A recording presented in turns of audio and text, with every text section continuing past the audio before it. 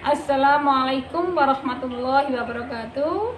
Alhamdulillahirabbil alamin. Wassalatu wassalamu ala asrofil anbiya'i wal mursalin wa ala alihi wa sahbihi ajmain. Amma ba'du. Asyhadu an la ilaha illallah wa asyhadu anna Muhammadan abduhu wa rasuluh la nabiyya ba'da. Alhamdulillahirabbil alamin.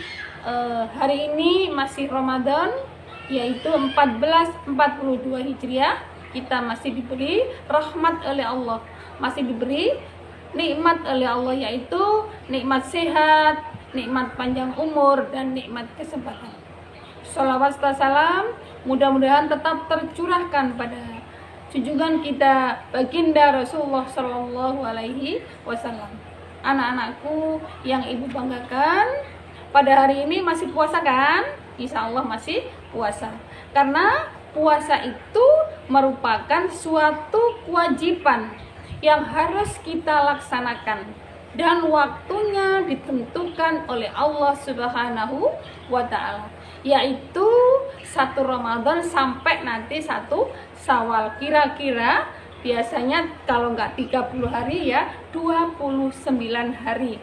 Kuat karena insya Allah kita masih kuat, karena kita adalah sebagai orang Islam, orang yang beriman sesuai dengan perintahnya di dalam Al-Quran, surat Al-Baqarah ayat 183 yang berbunyi A'udzubillahi minasyaitonirrajim, Bismillahirrahmanirrahim. Ya ayyuhalladzina amanu kutiba alaikumussyam kama kutiba alal ladzina min qablikum la'allakum tattaqun. Quran surat Al-Baqarah ayat 183 yang artinya adalah, wahai orang-orang yang beriman, diwajibkan atas kamu berpuasa sebagaimana orang-orang yang terdahulu, semoga kalian bertakwa. Hadisnya adalah, man shoma ramadhana imanan wahtisaban ghufira lahu ma taqaddama min dambih. Maksudnya adalah, barang siapa yang berpuasa dengan penuh keimanan dan mengharapkan pahala dari Allah, maka Allah akan menghapuskan dosa-dosa kalian, yaitu dosa yang telah lalu. Manusia biasanya punya dosa kan? Siapa yang nggak punya dosa?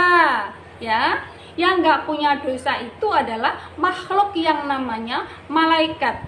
Sedangkan yang penuh dengan dosa itu adalah makhluk yang namanya syaitan. Sedangkan yang tengah-tengah yaitu manusia kita.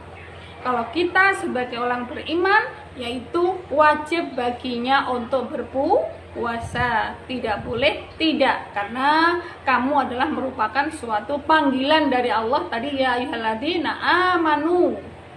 Sehingga tujuan puasa itu adalah agar kalian bertakwa, digodok oleh Allah Subhanahu wa Ta'ala dalam 1 bulan. Kalau tahu bisa 30 hari atau bisa 29 hari. Makanya tolong puasa ini kita kuatkan dengan sekuat tenaga. Bagaimana caranya? Tidak bolong bagi yang laki-laki. Kalau yang perempuan biasanya bolong karena ada halangan.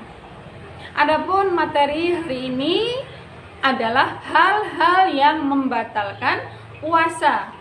Yang pertama adalah makan dan minum.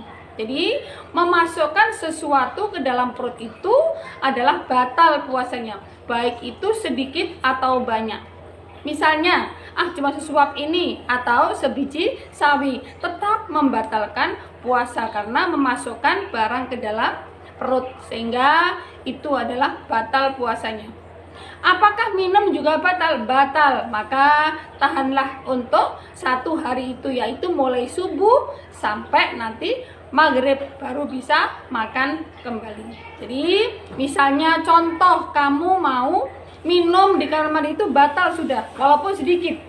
Ya, pura-pura kamu wudhu ternyata minum, berarti itu sudah membatalkan puasa. Beda dengan kumur-kumur, karena kumur-kumur itu tidak dimasukkan ke dalam perut, tetapi hanya di luar di mulut tapi di luar saja tidak dimasukkan, sehingga anak-anakku adalah kuat puasanya, bukan puasanya dari sekarang sampai sekian kita menahan makan, tetapi cuman dari subuh dan maghrib kita diwajibkan untuk berbuka kembali.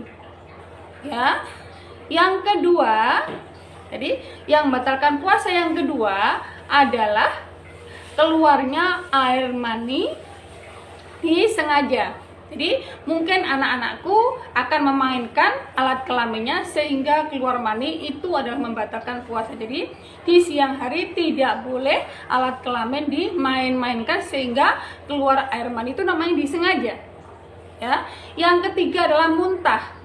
Muntah yang disengaja itu adalah membatalkan puasa. Muntah yang bagaimana? Mungkin tanganmu kamu kodak-kodak ke dalam sehingga mengeluarkan sesuatu dari dalam perut. Itu adalah membatalkan wudhu. Sedangkan yang tidak disengaja, muntah dengan tidak disengaja, itu tidak membatalkan puasa. Ya, anak-anakku, yang pertama tadi apa? Yang pertama makan dan minum. Yang kedua adalah keluarnya air mani disengaja. Yang ketiga adalah muntah yang disengaja, itu adalah termasuk membatalkan puasa. Yang keempat adalah berhubungan intim dengan suami istri pada siang hari.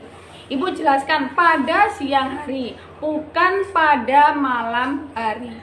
Ya, ibu ulangi, yaitu berhubungan intim dengan suami istri di siang hari.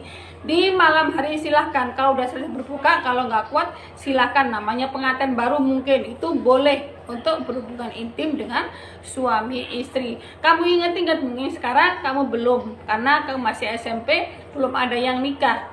Yang laki-laki juga belum punya istri, yang perempuan juga belum punya suami. Sehingga ingat-ingat aja bahwa membatalkan puasa itu adalah berhubungan intim suami istri di siang hari, bukan di malam hari. Wahai anak-anakku yang berbahagia, yang kelima adalah keluarnya darah haid. Ini berhubungan dengan perempuan. Jadi keluarnya darah haid dan nifas bagi ibu-ibu yang sedang melahirkan.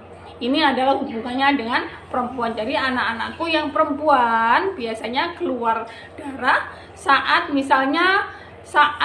sudah asar, itu harus dan wajib dibatalkan karena udah batal. Walaupun maghrib tinggal 2 menit, itu wajib dibatalkan. Itu berarti punya utang 1 hari sudah. Jadi biasanya anak-anak katakan ada kata tanggung, tidak ada kata tanggung.